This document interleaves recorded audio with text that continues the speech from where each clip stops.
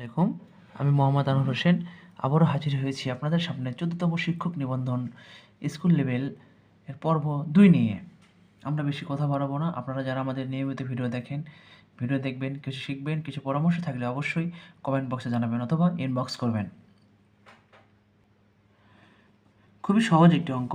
আমরা এই অঙ্কটা বারবার করেছি।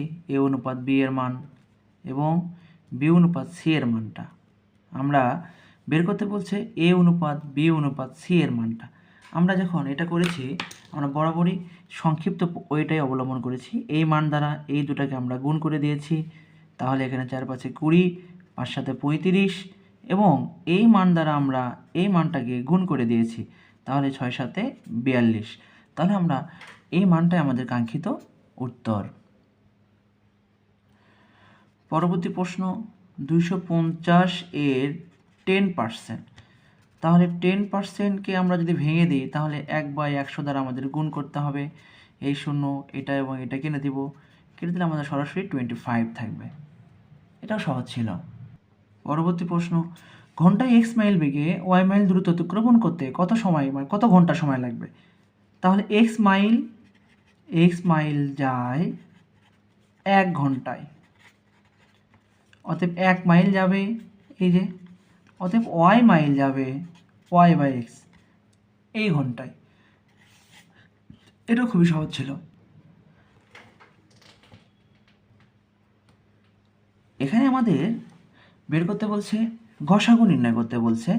আমার 3টা রাশি আছে। প্রথম রাশি a প্লাস বি, দ্বিতীয় রাশি a square minus B square, সূত্র করে দিব। তৃতীয় রাশি সরাসরি সূত্র a cube minus B cube, তাহলে a minus B into a square plus A B plus B square. তাহলে 3টা রাশি আছে এখানে, তাহলে 3টা রাশির ভিতরেই আমরা দেখতে পাচ্ছি কোনো মিল নেই। যদি অঙ্কটার উত্তর a প্লাস বি দেওয়া আছে, তাহলে আমাদের অবশ্যই উত্তরটার এখানে আমাদের টাইপার মিস্টেক করেছে। তাহলে এখানে আমাদের a cube plus B cube হবে। যদি এখানে প্লাস হয় তাহলে এখানে প্লাস হবে, এখানে মাইনাস হবে। তাহলে 3টা রাশির ভিতরে আমরা দেখতে পাচ্ছি a plus B, a plus B, a plus B. তখন আমরা বলতে পারি আমাদের গসাগুটা হবে a প্লাস বি। পরবর্তী প্রশ্ন দেখতে পাচ্ছি এ বি সি ডি ক্রমিক সমানুপাতিক, বলছে এ অনুপাত বি, সি অনুপাত ডি। এটা আপনারা খুব সহজেই পারবেন, সি বাই ডি। অতএব এদিকে যদি গুণ করি এডি আর এদিকে যদি গুণ করি তাহলে হবে বিসি। এটাও কিন্তু আপনারা খুব সহজেই উত্তর করতে পারবেন।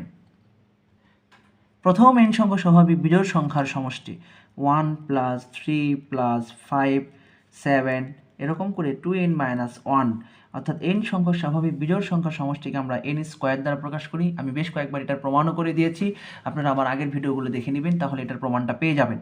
এখানে আমরা কিছু সূত্র ব্যবহার করি। n সংখ্যক স্বাভাবিক সংখ্যার যোগফল, n সংখ্যক স্বাভাবিক সংখ্যার যোগফলটাকে আমরা প্রকাশ করি যে n into n plus 1 divided by 2 দ্বারা। n সংখ্যক স্বাভাবিক সংখ্যার বর্গের যোগফলকে আমরা প্রকাশ করি, n সংখ্যক স্বাভাবিক সংখ্যার বর্গের সমষ্টিকে আমরা প্রকাশ করি 1/6 n into n plus 1 2n plus 1 দ্বারা। এবং n সংখ্যক স্বাভাবিক সংখ্যার ঘনের সমষ্টিকে আমরা প্রকাশ করি যে ঘনর সমষ্টিকে প্রকাশ করি n into n plus 1 divided by 2 second bracket দিয়ে দিলাম একটা হোল স্কোয়ার। এই কয়টি সূত্র আপনাদের জন্য অত্যন্ত গুরুত্বপূর্ণ। আমরা জানি পাওয়ার এবং পাওয়ার গুণ হয়, এবং এটাও জানি দুটা মাইনাস গুণ করলে প্লাস হয়ে যায়। -1 এবং -1 গুণ করলে +1, অর্থাৎ কোনো সংখ্যার পর যদি 1 পড়ে তাহলে ওই সংখ্যাটাই থেকে যাবে। এবং আমরা জানি যে বৃত্তের কেন্দ্রে কত ডিগ্রি কোণ উৎপন্ন করে। একটা বৃত্তের কেন্দ্রে 360 ডিগ্রি কোণ উৎপন্ন করে, যদি খেয়াল করুন এই যে 90 90 90 90, অর্থাৎ 4টা 90 যোগ করলে 360 degree.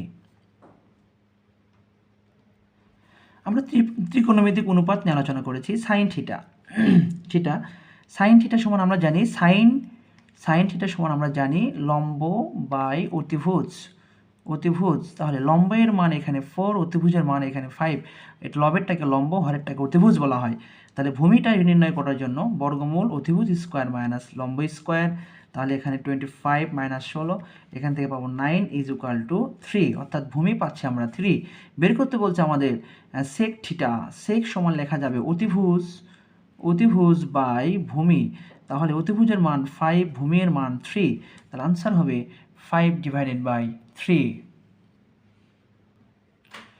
X is greater than 0 হলে এখানে আমাদের এক্স এর মান নির্ণয় করতে বলছে। আমরা এক্স কেটে দিলাম, এক্স ইকুয়াল টু 4, এক্স এর মানটা 4। কেন এক্স কেটে দিব?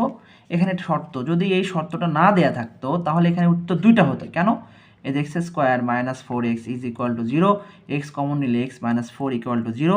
আমরা জানি একাধিক মানের গুণফল 0 হলে প্রত্যেকটি মান ইজ ইকুয়াল টু আমরা 0 লিখতে পারি। তাহলে এখানে এক্স এর মান 4, অর্থাৎ এক্স এর মান 0 একটা 4 একটা, কিন্তু শর্ত বলছে এক্স এর মান 0 এর চাইতে বড়, সুতরাং এই মানটা গ্রহণযোগ্য নয়। এই জন্য আমরা শুরুতেই এখানে এক্স এবং এক্স কেটে দিয়েছি উভয় পাশে। কেটে দিলে এক্স ইকুয়াল টু কি থাকবে? 4 থাকবে। আপনারা খেয়াল করবেন বিষয়টা। সবাই ভালো থাকবেন, সুস্থ থাকবেন। আসসালামু আলাইকুম।